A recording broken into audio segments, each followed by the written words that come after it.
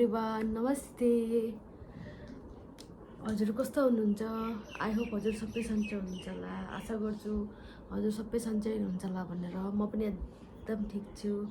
Guys म चाहिँ अस्ति घर गएको थिएँ अनि घर गएर आएर यहाँ कपडा लिएर गएको थिएँ नि त घर जाँदाखेरि। त्यहाँदेखि त कपडा यो ट्रोली ब्याग मैले खोलेरै हेरेकै छैन के छ भनेर।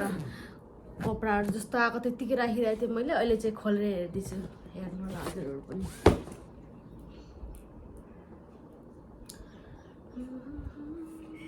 म चाहिँ भर्खरै खाजा खाएर बसिरहेको छु गाइस। हजुरहरू खानुभयो कि भएन भन्नुहोस् होला।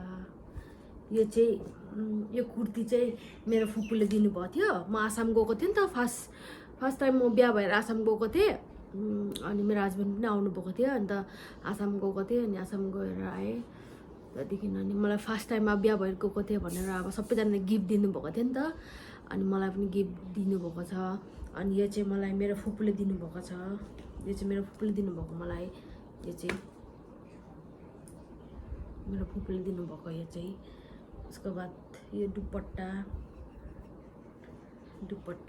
अनि प्यान्ट। यो भिडियोबाट म भन्न चाहन्छु मेरो फुपूलाई थ्याङ्क यू सो मच यति माया गर्नुको लागि। अनि यो चाहिँ मेरो हस्बेन्डलाई दिनुभएको गिफ्ट हो। यो पनि है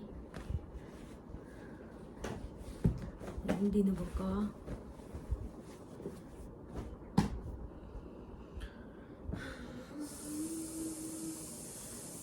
गाइस म चाहिँ कपडा मिलाएर राखेकै छुइनँ। यस्तो गाजुङ गुजुङ राखिदिन्छु। सोच्नु हुँदैछ होला हजुरहरूले किन ट्रोलीमा राखेको कपडा भनेर। अलरेडी मेरो गोद्रेज चाहिँ फुल भइसकेछ। मेरो हस्बेन्ड त कपडा एउटा दुइटा मात्रै छ यहाँ। अनि मेरैले फुल भइसक्यो अहिले नै।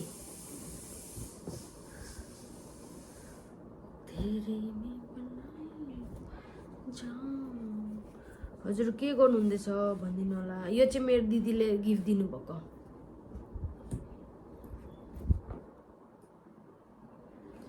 यो चाहिँ मेरो आफ्नो दिदीले दिएको। दिदीलाई पनि भिडियो तर्फबाट थ्याङ्क यू भन्न चाहन्छु। थ्याङ्क यू सो मच यति माया गर्नुको लागि।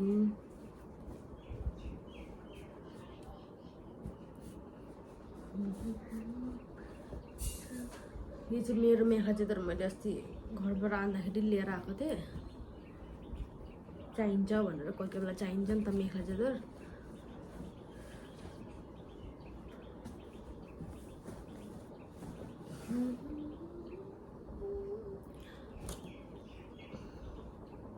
हाम्रो चाहिँ अब फर्स्ट टाइम अब नयाँ मान्छे गयो भने गिफ्ट दिने उयो छ नि त है।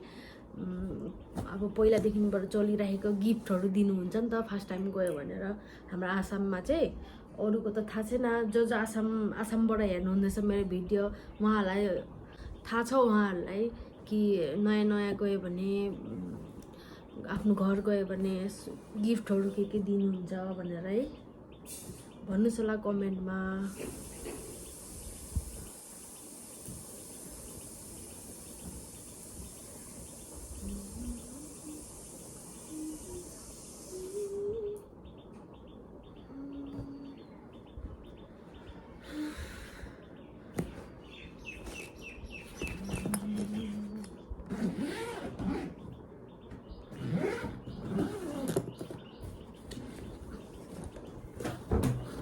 यहाँ चाहिँ गरमै छ गाइस। गरमै भएको छ अहिले त।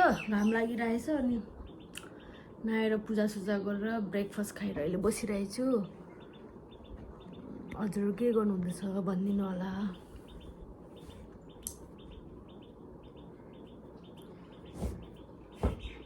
Thank you guys. आजको लागि यति नै। By by.